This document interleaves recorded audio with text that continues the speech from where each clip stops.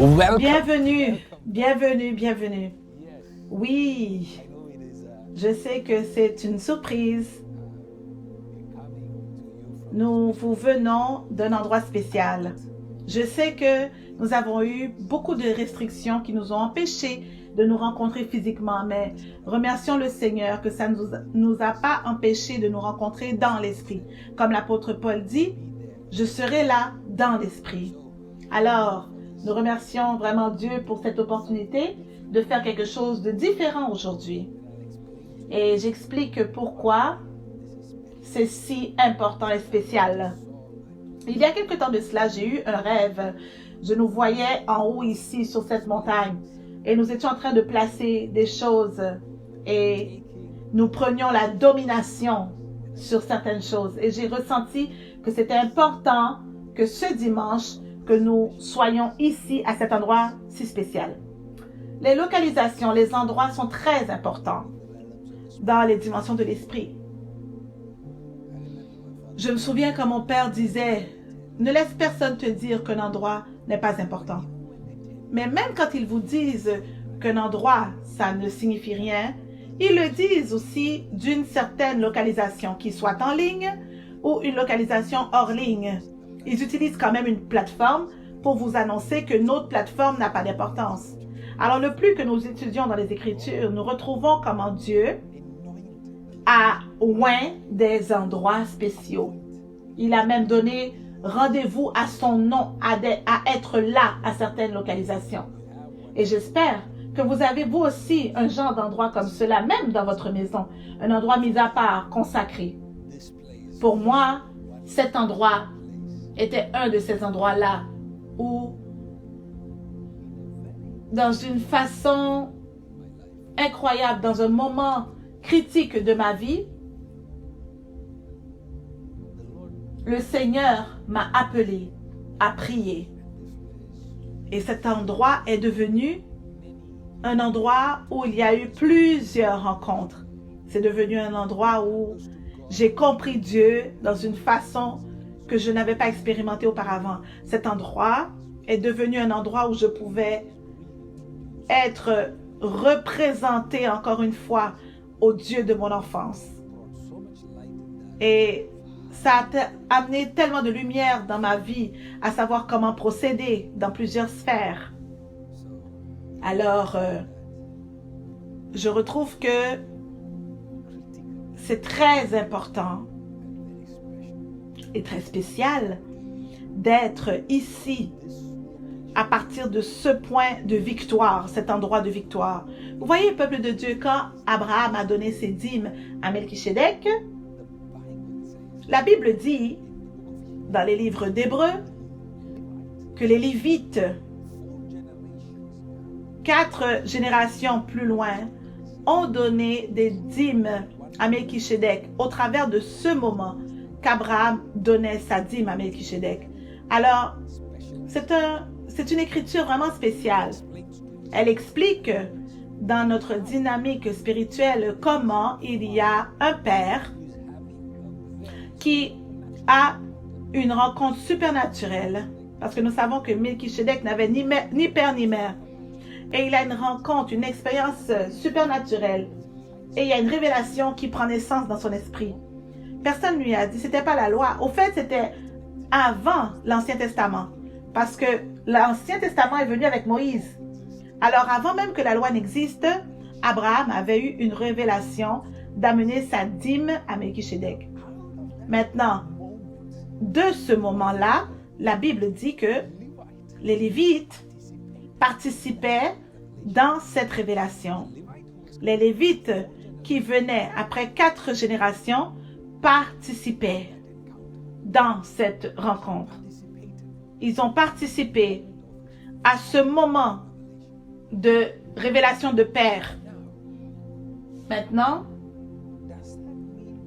est-ce que cela veut dire que tous ses frères ont participé également? Ça, c'est à savoir. Mais évidemment, les Lévites avaient un différent mode de vie que leurs frères. Parce qu'on on n'entend pas, on ne mentionne pas les autres frères. Donc, 4 générations à partir de la ligne d'Abraham, il y a eu quelqu'un qui a eu un mode de vie qui a eu un lien avec le mode de vie du papa qu'il n'avait jamais rencontré. Et il a eu la possibilité de toucher la révélation, la rencontre et l'accès et l'héritage que son père lui avait apporté au travers de ce moment de rencontre. Oh mon Dieu, mon Dieu. Ça, c'est vraiment quelque chose. C'est profond. Ce qui veut dire que, étant inspiré par l'Esprit quand je viens vers vous à partir de cet endroit, je peux aussi vous garantir que cet endroit, quand j'avais ces rencontres avec le Seigneur, je peux vous dire que cet endroit, vous aussi, vous étiez en train d'avoir des rencontres sans le réaliser, oui ou non. Peut-être que vous n'aviez pas encore connu notre ministère. Vous ne saviez pas qu'il y avait des percées qui se passaient des années avant que vous arriviez. Alors, il y a eu tellement d'expériences que j'ai eues avec Dieu que je ne peux même pas savoir si je peux parler de tout ça. Des dimensions que je ne savais même pas qui existaient. Ça m'a été révélé dans cet endroit spécial. La grâce et la miséricorde, d'une manière que je n'ai jamais rencontrée auparavant, m'ont été révélées à cet endroit. Alors, j'aimerais que vous sachiez que vous n'avez pas besoin de venir à cet endroit. Cet endroit est venu à vous maintenant. Nous avons été sur un très beau voyage. Le Seigneur nous a enseigné beaucoup de choses aujourd'hui. Je vais le garder très très court. Et nous sommes sur le sujet d'être enracinés. Et je sais que vous appréciez ce que Dieu nous a annoncé depuis Adam. Et comment est-ce que nous avons touché la gloire et regardé à l'extérieur de la gloire. Nous avons parlé d'une transposition et nous allons probablement regarder encore plus en profondeur dans les semaines à venir. Mais aujourd'hui, je veux établir les fondements pour ce qui s'en vient. Ce qui va nous conduire aux 2 disciples d'Emmaüs qui marchaient de Jérusalem, une marche de 2h30. Et la Bible parle comment est-ce qu'ils étaient en train de raisonner l'un et l'autre, parlant des choses qui s'étaient passées. Et la Bible dit que notre Seigneur et Sauveur, Jésus, a été attiré vers eux et a commencé de leur parler et à marcher près d'eux. Aujourd'hui, j'aimerais vous parler de la proximité de notre Seigneur. Comment attirer la proximité de notre Seigneur? Après la résurrection, nous savons qu'il y a eu certains incidents qui ont pris place à la tombe. Certains disciples qui refusaient de rester à la maison et d'accepter. Alors ils sont allés pour chercher le corps de Christ, de Jésus.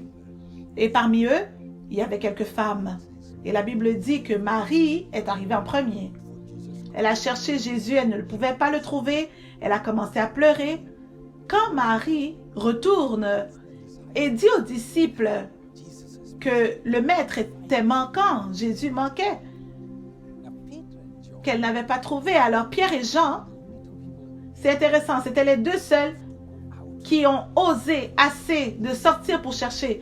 Parce que les autres avaient peur de qu'est-ce que les soldats romains leur feraient? Qu'est-ce que les chefs religieux leur feraient? Alors ils sont en train de se cacher. Mais il y a 2 de ceux-là qui avaient assez de courage pour aller le chercher.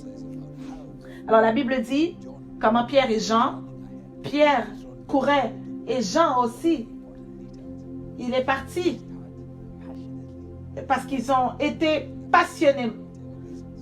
Pour peu importe la raison, ils sont allés passionnément et ils ont cherché.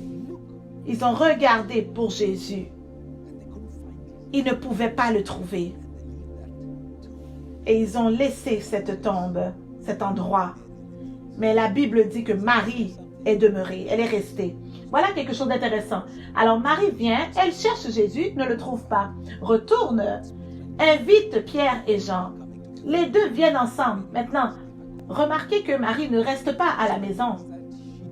Ce qui veut dire qu'elle n'est pas seulement venue pour communiquer le fait que Jésus était manquant.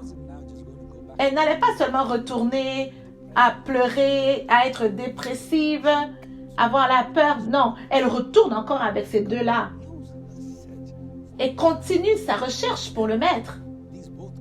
Maintenant, les deux ne pouvaient pas trouver Jésus et eux sont retournés. Mais Marie a refusé. Elle ne voulait pas abandonner. Elle n'était pas prête. Même si elle savait, elle avait confirmé que Pierre, Jean avaient confirmé aussi, non, Jésus est vraiment parti. Alors, pour eux, il était enlevé parce qu'ils ne savaient pas qu'il était ressuscité encore. Et Marie est restée là, en train de pleurer. C'est tellement incroyable que c'est à ce moment précis que la Bible dit que Jésus apparut à Marie. Alors, c'est important pour nous de comprendre que ce détail, la question était que, est-ce que Jésus n'était pas là quand Marie est arrivée la première fois? Oui, probablement. Il était là. Mais il n'y avait pas la nécessité pour lui de se manifester à ce moment. Il n'y avait pas la demande pour qu'il se manifeste. Alors, quand elle part et ramène les deux disciples, et que un était un bien-aimé de Jésus, alors même à ce moment-là, Jésus refuse de se manifester parce qu'il n'y avait pas la demande pour sa manifestation. Alors, ces deux disciples, quand ils étaient là, est-ce que Jésus n'était pas là? Oui, il était là. Mais il ne s'est pas manifesté parce qu'il n'y avait pas la demande. Il n'y avait pas la faim, la soif. Il n'y avait pas le désespoir. Il n'y avait pas de sacrifice. Ils ont regardé, ils ont observé et ils sont partis. Mais là, la prochaine partie, Marie est restée. Elle n'est pas seulement restée, elle a commencé à pleurer, pleurer, sangloter, refusant de laisser cet endroit. Je peux imaginer un moment où Pierre et Jean disent, ok, viens, on y va, ça va, c'est pas sécuritaire de rester, allons, on part. Mais cette femme a refusé de les accompagner. Il a dit, probablement c'est dangereux pour toi d'être trouvé ici. Si les soldats romains viennent, ta vie sera en danger. C'est pas le meilleur moment pour nous les chrétiens d'être ici dehors. Mais Marie refusa d'être intimidée. Elle refusait de laisser cet endroit si précieux. Cet endroit.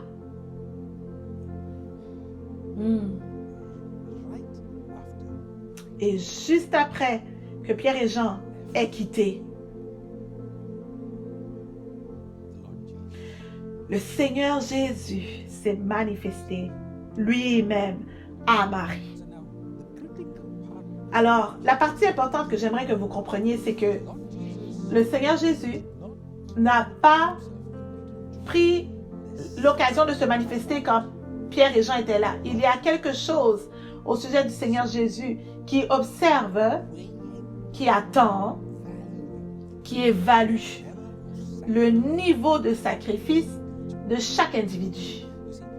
Vous savez, la présence de Dieu est disponible pour tous. Oui, c'était disponible pour Pierre et Jean en même temps. Mais le niveau à lequel une personne a accès dans la présence de Dieu était différent que les autres avaient eu accès.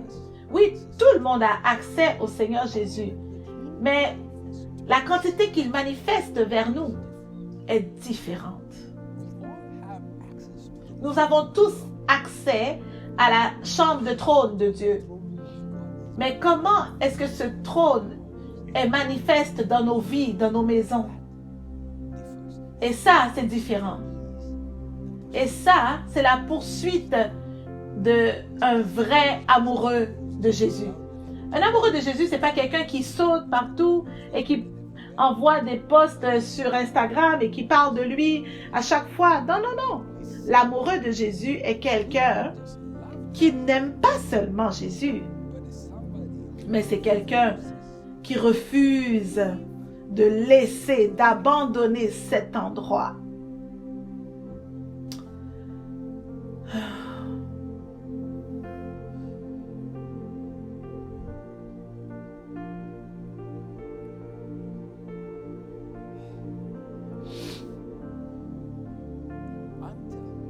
Jusqu'à ce que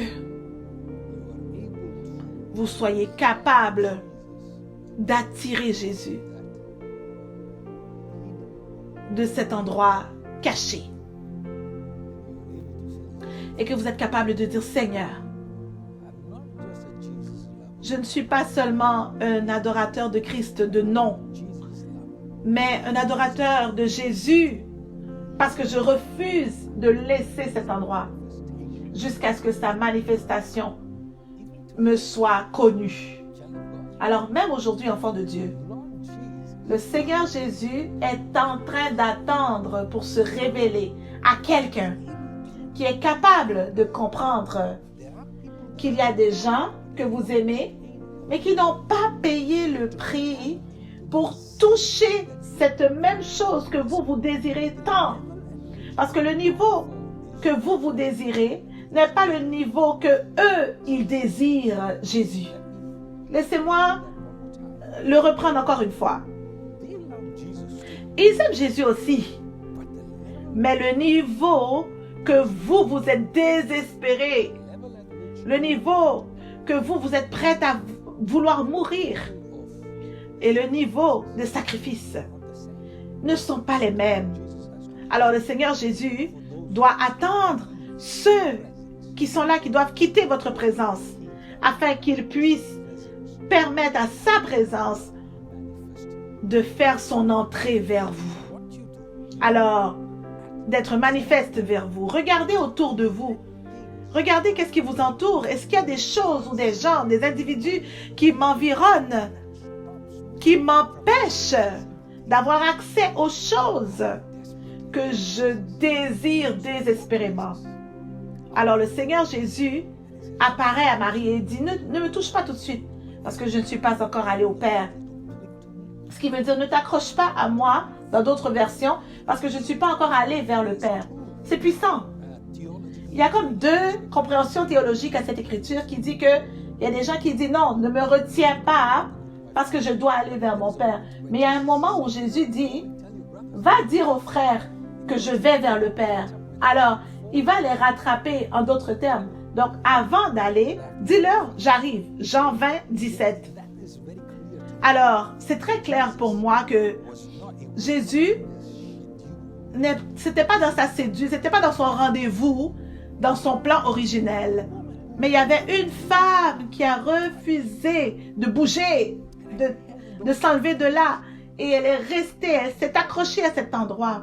Et le Seigneur devait se rendre manifeste.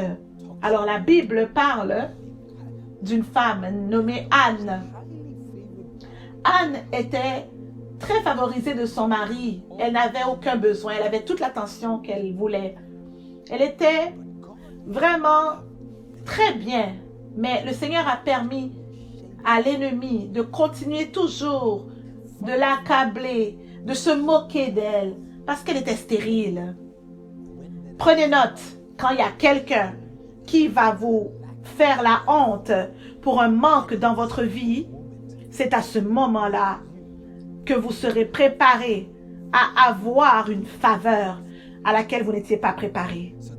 Alors, il doit y avoir un niveau de rejet d'un homme ou d'une femme qui vous prépare à l'attention. Et une attention qui est non habituelle à la présence de Dieu. Et c'est écrit au travers de la Bible. Je n'essaye pas de faire la théologie d'un moment. Vous le verrez dans la vie de David, rejeté par ses frères, mais préparé pour le trône. En fait, le ministère prophétique, si vous voyez des prophètes, c'était des personnes seules, des personnes mal comprises, seules en haut des montagnes. Donc si vous préparez vos enfants à être des prophètes, vous voyez, vous devez alors commencer à les préparer à un mode de vie de prophète. Ce qui veut dire qu'ils ne peuvent pas être des personnes qui ont des milliers d'amis autour d'eux. Il y a quelque chose vous allez observer et voir qu'ils sont solitaires. Ils n'ont pas beaucoup d'amis. Ils ne sont pas dans les clubs populaires. Ils ne sont pas dans toutes les fêtes. Ils se retrouvent souvent mal compris, seuls. Ils se retrouvent dans un chemin où il n'y a pas beaucoup d'entre eux qui sont prêts à participer. Le chemin est définitivement étroit pour eux. Mais c'est une préparation pour l'appel. Parce qu'il y a très peu de personnes dans votre vie qui sont prêts à payer la même quantité de sacrifices. Mourir le genre de mort qui est requis pour avoir ces endroits-là. Il y a très peu de personnes. Et c'est ça qui fait ce cheminement n'est pas si rempli de personnes. Et voilà, voici Anne, dérangée par les gens autour d'elle. Elle commence à aller au temple. Pendant une année, elle est là, année après année. Elle frappe, elle prie, elle demande. Et à un moment, elle commence à arriver au point que le prêtre peut même penser qu'elle est saoule. Et à ce moment-là, qu'elle est ivre. Et c'est ce moment-là qu'elle attire l'attention du prêtre et il dit, « Ok, va chez toi. Et même moment, l'année prochaine, tu auras un enfant. » Alors, souvenez-vous que le prêtre n'était pas un prophète. Mais il était dans un endroit où la présence de Dieu était. Il se tenait à l'endroit où la présence de Dieu fait que maintenant ce prêtre puisse toucher la grâce afin de relâcher la bénédiction. Comme étant l'office du prêtre à la localisation de la présence de Dieu, à cet endroit-là, il prononce une parole sur sa vie et il dit, année prochaine, même moment. Il ne prophétisait pas, il ne disait pas, j'ai cherché la pensée de Dieu et Dieu dit, non, non, non. Il a compris là où il était. Il a compris ce qui était sur lui. Il a compris l'onction qui était sur lui. Donc, il a proclamé. Et là, ça a commencé à porter du fruit dans la vie de Anne. Mais le moment qui a vraiment déclenché la bénédiction, c'est quand elle a refusé de quitter cet endroit spécial. Et elle a commencé à pleurer au point qu'elle avait l'air même d'une personne folle. Ça a attiré l'attention de Dieu, retrouvant un endroit de sacrifice. Vous devez peser et analyser et dire, est-ce qu'il y a quelqu'un autour de moi qui ne peut pas participer dans ce niveau que j'ai apporté? Parce que souvenez-vous, les Lévites étaient capables de toucher la grâce de leur arrière-grand-père parce qu'ils participaient maintenant dans ce niveau de sacrifice 4 générations. Alors voilà Pierre et Jean qui ne sont pas prêts à payer le même prix de persister et de rester là. Vous voyez, ce n'est pas tout le temps que les gens autour de vous sont prêts à payer le même prix que vous payez pour aller là où vous devez aller. Mais le peu qu'ils peuvent faire, c'est d'honorer le sacrifice que vous avez payé.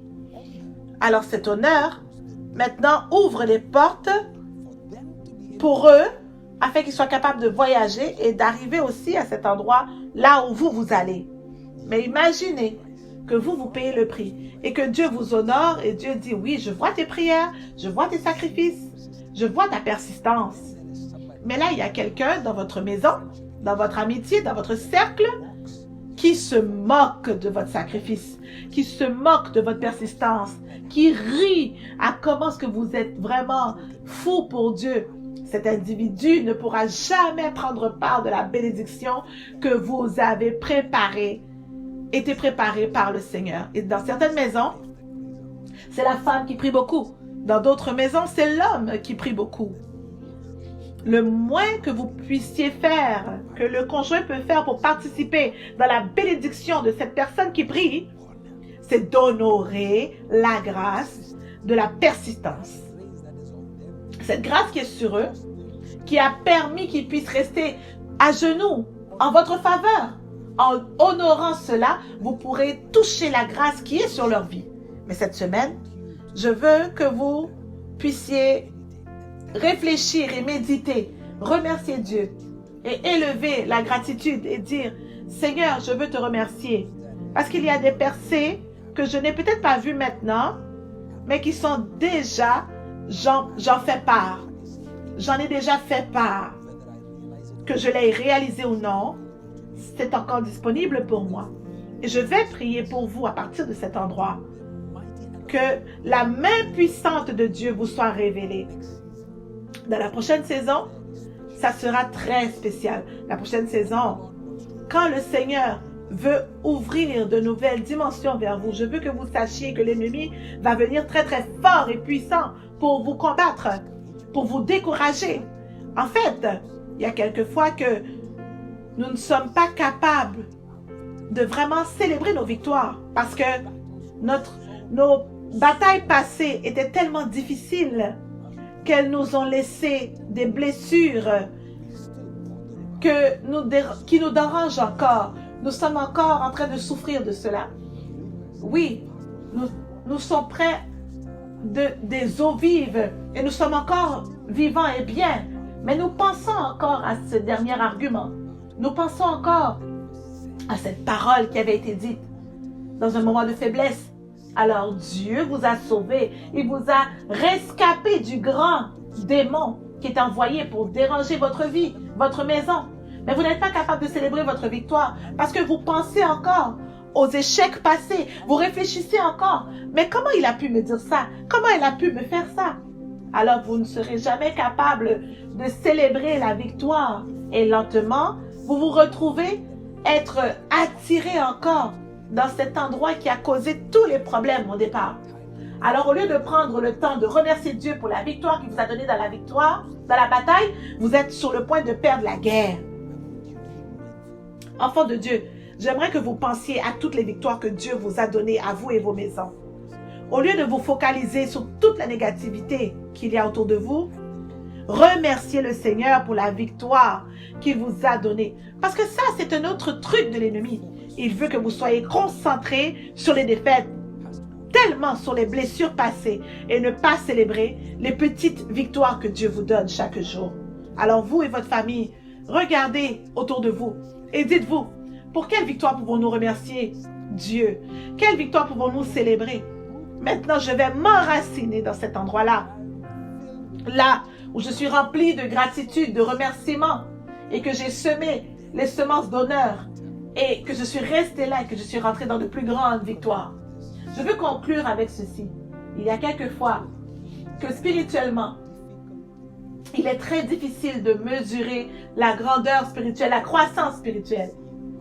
Je me souviens voir mon fils Moïse comme étant un petit prodige dans mes mains, un petit miracle. En fait, j'ai été par accident la sage-femme pour la naissance de mon fils Moïse. Mais je ne me souviens pas quand il a grandi si vite. Mais j'ai été avec lui à chaque jour et je ne me rappelle pas le voir grandir. Mais quelquefois, j'ai un invité ou deux qui viennent à la maison et eux, ils vont remarquer et dire « Hey, il a grandi !» Et là, je me demande « Mais ça s'est passé quand au juste ?» Oui, il a grandi devant mes yeux, mais je n'ai pas remarqué. Je n'ai jamais attrapé cette croissance. Alors certains d'entre vous, vous avez grandi tellement durant l'année passée et vous n'avez pas senti que vous avez grandi. Mais si vous observez, en fait, si vous pouvez parler même avec des gens qui ne sont pas si proches de vous, eux, ils vont être capables de témoigner que vous n'êtes plus la même personne. Alors, comment est-ce que ça se fait que vous faites encore face aux mêmes problèmes? Comment se fait-il que vous avez les mêmes irritations, les mêmes douleurs, les mêmes tourments dans votre vie? Il y a des choses qui doivent se passer de l'intérieur, qui peuvent amener le renouvellement de vos pensées. Alors, votre stature spirituelle a grandi, mais en même temps, votre pensée doit être renouvelée afin de savoir que vous avez grandi. Alors maintenant, si votre croissance en stature spirituelle a été grande et merveilleuse, alors votre posture aussi doit s'aligner avec la stature. Alors Dieu, maintenant, vous a pris des endroits où il y avait les petits garçons. Maintenant, il vous met en haut, sur le trône, comme étant un homme. Votre stature a changé. Votre posture doit s'aligner aussi. Ce qui veut dire que vous ne pouvez plus jouer comme un enfant, comme auparavant. Vous ne pouvez plus être en train de bouder comme un enfant. Ce qui veut dire que les offenses qui vous dérangeaient avant ne peuvent plus vous déranger aujourd'hui. Votre stature et votre posture de votre cœur doit s'aligner. Ça doit se rencontrer. Quand cela ne se passe pas, c'est là que le serpent trompeur vient prendre avantage. Et là, il voit que vous n'avez pas renouvelé la pensée. Et là, il est capable de vous amener en bas dans votre pensée. Donc, spirituellement, peut-être que vous êtes dans un endroit très, très haut, mais vous n'avez jamais vraiment atteint cet endroit dans votre pensée. Ce qui veut dire que maintenant, votre foi devient votre limite parce que votre foi demande le renouvellement de votre esprit. Tous les dons, les cadeaux sont reliés à votre foi. Mais parce que dans votre pensée, vous êtes défait. Dans votre pensée, vous n'êtes pas transposé. Dans votre pensée, vous êtes en bas. Votre pensée, vous êtes encore comme un enfant qui joue par terre. Alors voilà pourquoi vous ne pouvez jamais fonctionner dans la grandeur, dans l'élévation que l'Esprit vous a béni, vous et votre maison. Alors aujourd'hui, laissez-moi prier avec vous à partir de cet endroit. Le Seigneur a été vraiment miséricordieux pour nous. Et si ce n'était pour le Seigneur de notre côté, nous ne serions pas là. Alors nous allons aller vers le Seigneur, vous et votre maison. Toute personne que Dieu a envoyée à ce ministère, vous faites partie de cette percée sans même le savoir, le réaliser. Il y a certaines personnes qui le réalisent très très vite, d'autres prendront du temps pour le réaliser.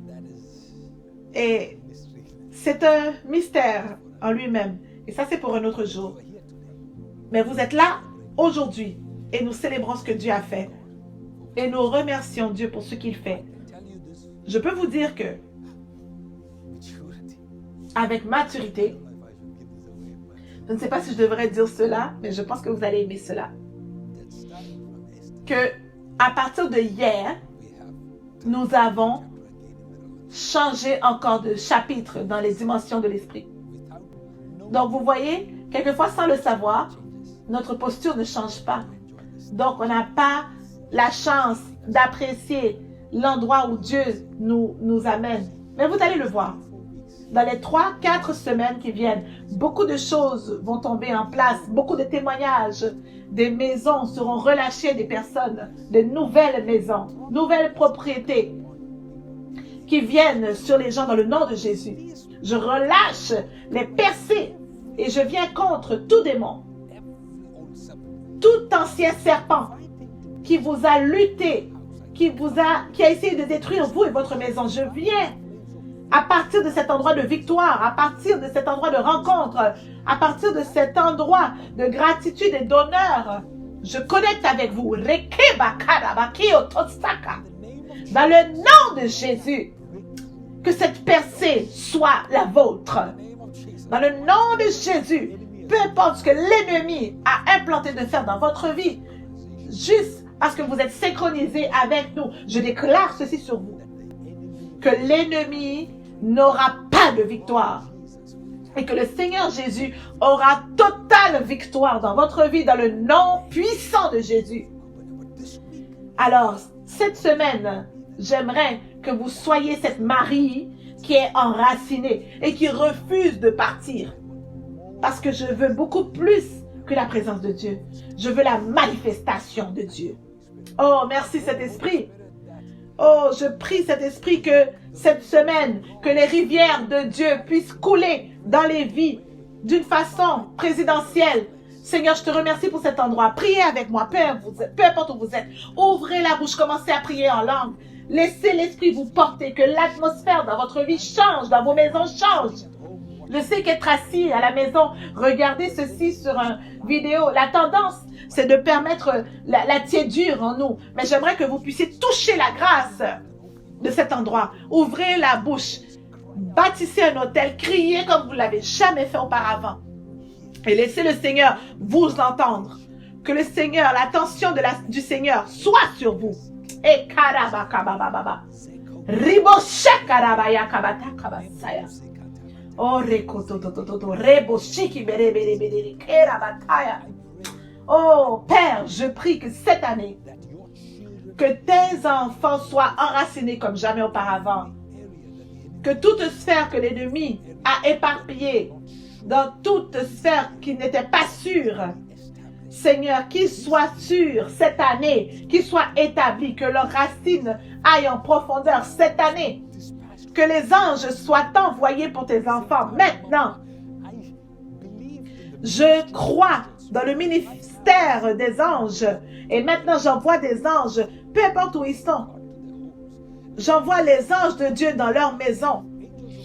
Les anges de Dieu arrachés, arrêtés, toute activité démoniaque qui ont des planifications dans leur vie, dans leur maison, qu'il y ait la lumière dans leur maison, que le feu de Dieu soit relâché dans leur maison.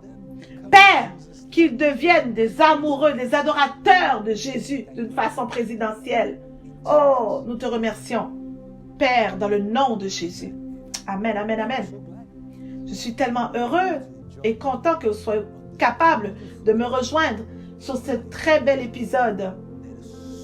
Et je sais qu'il y a tellement de grandeur et de bonnes choses qui ont été révélées vers vous au travers de cette vidéo. Alors restez en prière, demeurez en prière, restez connectés. Et le meilleur est à venir. Que Dieu vous bénisse.